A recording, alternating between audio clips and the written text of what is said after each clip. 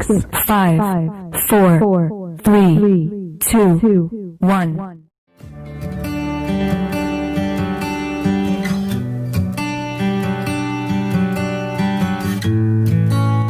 Assalamualaikum warahmatullahi wabarakatuh. Bismillah, alhamdulillah, la haula wa la quwata illa billah, amma ba'd. Anak-anakku yang soleh dan solehah, alhamdulillah kita bisa bertemu kembali melalui tayangan video ini. Ali akan menjelaskan tentang materi bab toharoh, yaitu bab bersuci. Mudah-mudahan kalian bisa mengikuti materi ini dengan menyimak video ini dari awal sampai hingga akhir, dan mudah-mudahan memberikan penjelasan buat kalian semua tentang materi toharoh atau bersuci, dan mudah-mudahan bermanfaat bagi kalian semua. Bab 3, semua bersih hidup jadi nyaman. Jadi untuk tujuan pembelajaran pada bab ini, yang pertama adalah menjelaskan tentang bersuci dari hadas kecil maupun hadas besar dengan benar. Yang kedua adalah menjelaskan tata cara bersuci dari hadas kecil dan hadas besar dengan baik. Dan yang ketiga, menunjukkan contoh bersuci dari hadas kecil dan hadas besar. Kemudian, tahukah kalian apa itu toharoh? Jadi toharoh itu artinya bersuci dari najis dan hadas. Di situ ada najis dan ada hadas. Apa itu najis? Najis adalah kotoran yang menjadi sebab terhalangnya seseorang untuk beribadah kepada Allah Subhanahu wa Ta'ala. Sedangkan hadas adalah keadaan tidak suci pada diri seorang muslim yang menyebabkan ia tidak boleh sholat, tawaf, dan lain sebagainya. Berikutnya, apa saja yang harus dibersihkan? Yang harus dibersihkan adalah semua, baik termasuk badan, pakaian, tempat, dan lingkungan yang menjadi tempat segala aktivitas, terlebih tempat yang kita gunakan untuk beribadah. Itu semuanya harus dibersihkan.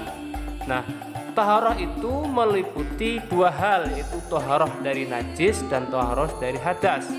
Apa itu taharah dari najis? Maksudnya adalah membersihkan sesuatu dari najis. Sedangkan najis itu ada 3 macam. Yang pertama, najis mukhaffafah, yaitu najis ringan.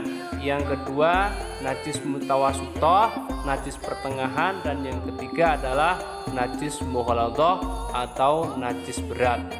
Nah, najis mukhaffafah atau najis ringan, contohnya air seni bayi laki-laki yang belum berumur 2 tahun dan belum memakan apapun kecuali air susu ibu. Bagaimana cara menyucikannya? Cara membersihkannya atau mencucikannya cukup dengan memercikkan atau mengusap air suci pada permukaan yang terkena najis. Jadi tidak harus kita basuh dengan air yang sangat banyak. Berikutnya anak-anak, najis mutawasitoh adalah najis pertengahan. Contoh dari najis ini adalah najis darah, nanah, air seni, tinja, bangkai binatang, dan sebagainya. Najis mutawasitoh tersebut ada 2 macam. Yang pertama adalah najis hukmiyah, yaitu najis yang diyakini adanya tetapi tidak nyata wujudnya atau zatnya, bau dan rasanya. Kemudian cara menyucikannya adalah cukup dengan mengalirkan air pada benda yang terkena najis.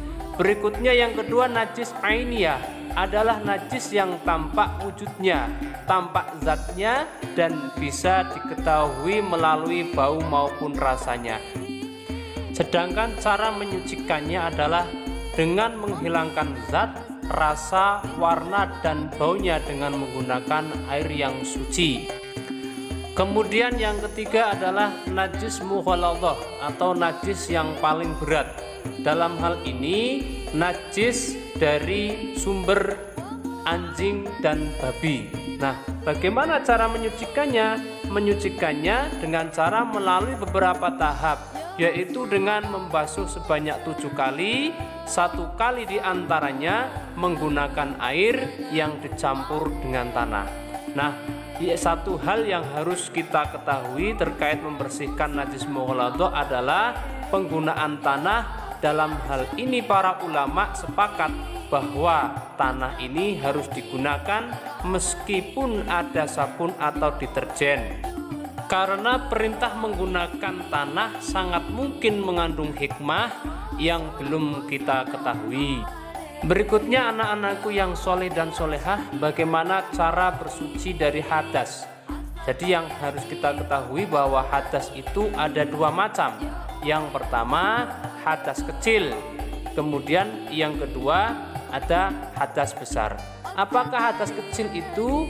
Hadas kecil terdiri dari keluarnya sesuatu dari kubul, kemaluan, dan dubur. Kemudian yang kedua hilang akal, contoh tidur, kemudian bisa pingsan.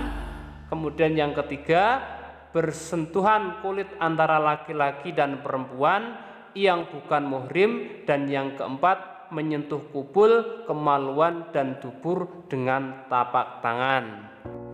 Berikutnya mengenai hadas besar.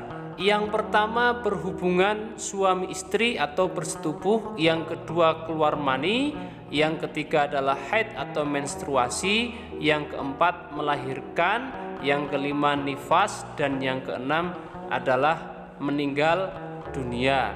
Kemudian cara menyucikan hadas kecil yaitu dengan berwudu, dan apabila tidak ada air atau karena sesuatu hal maka bisa dengan tayamum. Kemudian cara menyucikan hadas besar adalah dengan mandi wajib, yaitu membasahi seluruh tubuh dari ujung rambut sampai ujung kaki.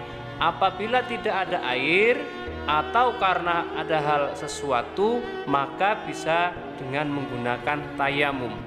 Berikutnya mengenai hadas besar bagi perempuan ada beberapa macam. Yang pertama adalah haid, yaitu darah yang keluar pada perempuan saat kondisi sehat.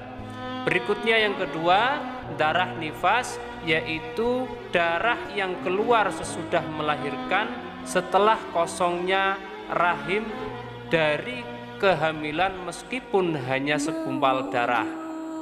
Nah, pada saat haid dan nifas maka perempuan itu tidak boleh sholat, tidak boleh memegang Al-Quran dan ibadah-ibadah yang lain yang menuntut wanita tersebut dalam keadaan suci. Berbeda dengan darah istihadah, yaitu darah yang keluar tidak pada hari-hari haid dan nifas karena suatu penyakit. Pada keadaan ini wanita masih boleh untuk melaksanakan sholat, untuk melaksanakan ibadah-ibadah yang lain, karena darah ini bukan darah najis, akan tetapi karena memang penyakit. Demikianlah penjelasan materi bab thaharah. Mudah-mudahan bisa memberikan penjelasan bagi kalian semua, anak-anakku yang soleh dan solehah, dan bermanfaat di dunia maupun di akhirat. Terima kasih atas perhatiannya. Dari Pak Ali mohon maaf yang besar-besarnya. Wassalamualaikum warahmatullahi wabarakatuh.